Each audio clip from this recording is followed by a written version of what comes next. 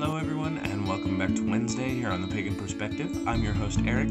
This week we were talking about pagans and dating.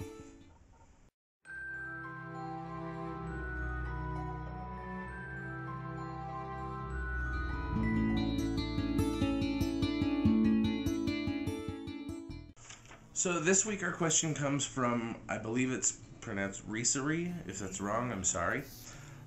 She wrote in that she has different religious views than her husband, but it doesn't seem to cause any problems for them.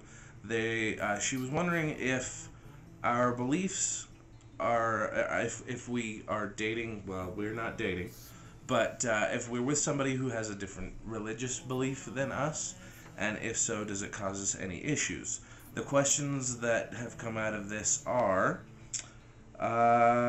what kind of challenges or chances for growth has our marriage as separately believing people provided for us? And when we were dating, did we look for certain religious persuasions when we were dating? Well, very first off, if you make me go back out there and date again, I'm going to be very upset. Okay. Let's start with that. Okay. When I was dating, after I had left the church that I grew up in, I didn't so much look for people with a specific religious persuasion, whether that be agnostic or pagan or undecided or, just completely secular, whatever. It wasn't so much that I was looking for somebody with a particular religious sway. It was that I was looking for someone who was not trying to convert me or looking down on me for my beliefs or my choices in that. It's very similar for me. I wandered in and out of a few different religions and a few different paths, and there were plenty of people along the way, and I also looked for people who weren't judgmental and weren't going to impede me along that way. Certainly wouldn't have dated anybody intolerant, but... No. But, for example, when I first started looking into paganism, I was dating a guy who worked with the runes a little bit, and was also exploring Buddhism. An interesting mix, but it worked for him. And then I was with a guy for several years that was doing a Native American path, and he was very supportive when I started looking into Druidry and the Celtic path that I follow. So as for some of the challenges that have come up in our marriage, there's really only one that has ever brought itself to notice for me. And that is the idea of when we do ritual at home for sabbats or cleansings or other various purposes.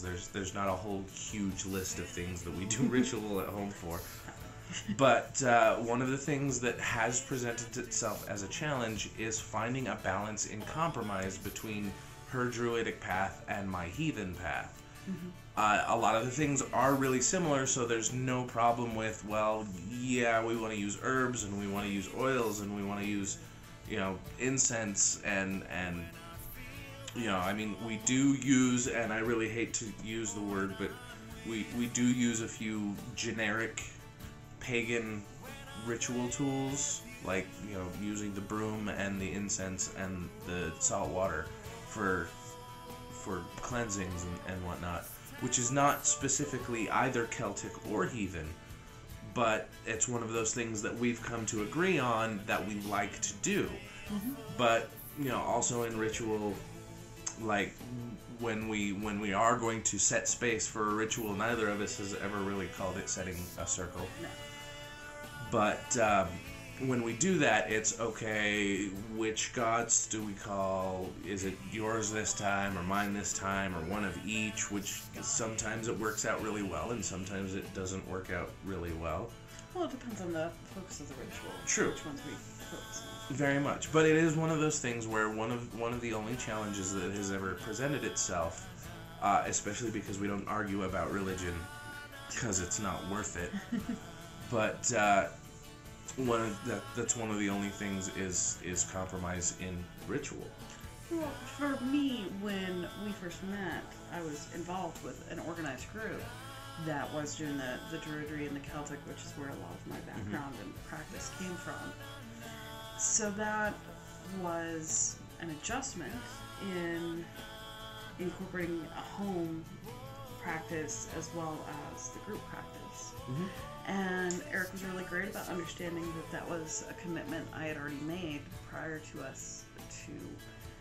our relationship, and was very supportive of me continuing to pursue that. He was welcome at public rituals, and then that somewhat expanded that he was welcome at most rituals if you chose to come. Which actually segues really well into some of the chances for growth. As for me specifically, because I don't know that I've given you that much opportunity to grow in your spiritual path, but for me specifically, one of the things that I was kind of offered, and a chance for me to learn and grow as a person and as a spiritual person, was the opportunity to go to those rituals that otherwise I would have had no access to.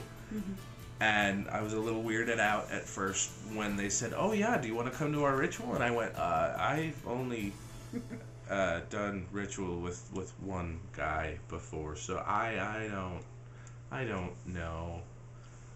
And I was able to go and see kind of what a public setting was like, and then a slightly more intimate setting. And I have to say that the weirdest thing, especially in hindsight, was basically being let into ritual and the things that they don't invite everyone to, without having to initiate in one way or another. In any way.